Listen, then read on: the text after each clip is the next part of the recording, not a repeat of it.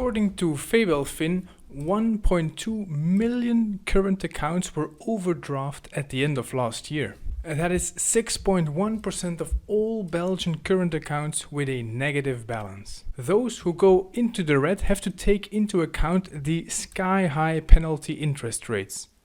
Costs that should be avoided at all costs. Here at the Money Network we know better. We try to work smarter with our money.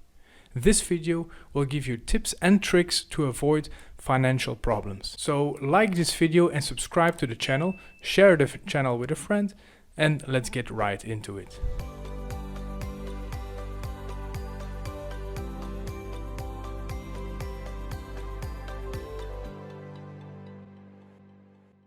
What's up everyone, my name is Joris and welcome back to the Money Network. Negative interest rates on your checking account should be avoided at all costs. And you can take this quite literally because negative interest rates can easily go up to 12% annually.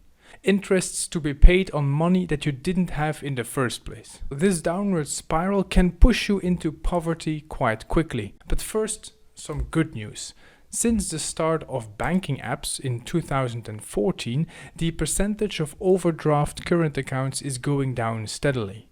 People can check their phone to see if their balance is negative and adjust accordingly by transferring money from a savings account to a current account.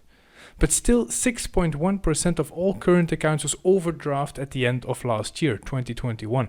That is 1.2 million current accounts. And this number was rising last year from 5.7% at the end of 2020. This rise is linked to the relaunch of the economy and the economical growth of last year.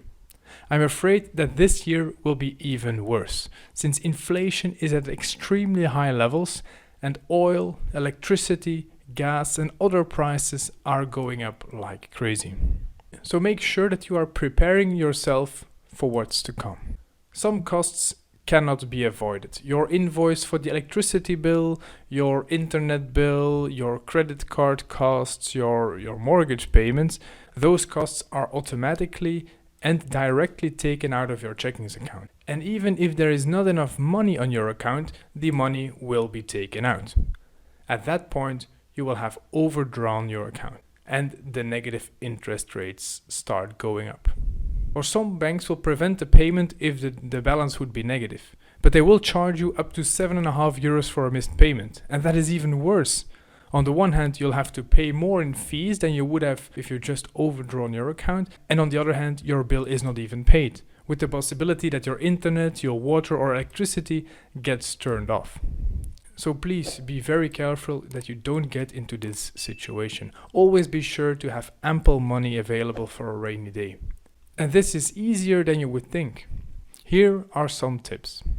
I would start off with taking a good look at your monthly expenses. Payments like mortgage, electricity, water, heating, internet bills and others, they are mostly fixed costs and sometimes carry a potential invoice at the end of the year when everything is calculated. Payments like these you can easily predict. You pay 150 euros in heating and electricity, 50 euros for internet and 500 euros for your mortgage every month. You need to make sure that your checking account never goes under 700 euros or something. Easy, right?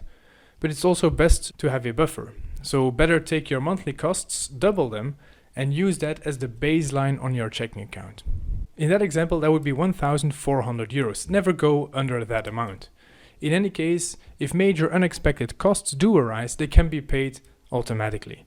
And apart from that, building an emergency fund by putting aside 3 to 5 times your monthly expenses on a savings account is a very good idea.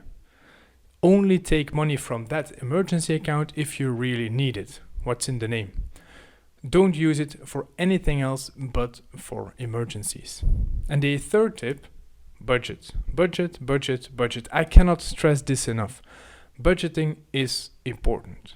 Knowing where your money is going is the first step to knowing how much you can save, how much you can invest, or how much you can spend every month. You make a list of all the expenses every month and go look them through. Do you need all of those expenses? If the answer is no, then cut the expense. If the answer is yes, look for alternatives. Maybe there's an alternative that is cheaper, that will save you money over time. It's always the same and basic tip. Don't spend money where you don't have to spend money. Don't pay for overpriced clothing or food, and don't spend any money on overdraft fees. So, how do you budget? Do you have a specific plan? Do you follow a specific course? Let us know in the comments below. Share your expertise, share it with the Money Network. I'm making a video about budgeting and I can definitely use your input. Money management does not take a lot of work. Just don't be lax. Don't pay for useless things and use your money for things you enjoy. And you know what else does not take a lot of work? Liking this video for the YouTube algorithm and subscribing to the channel. We thank you so much for watching and we hope to see you in the next one.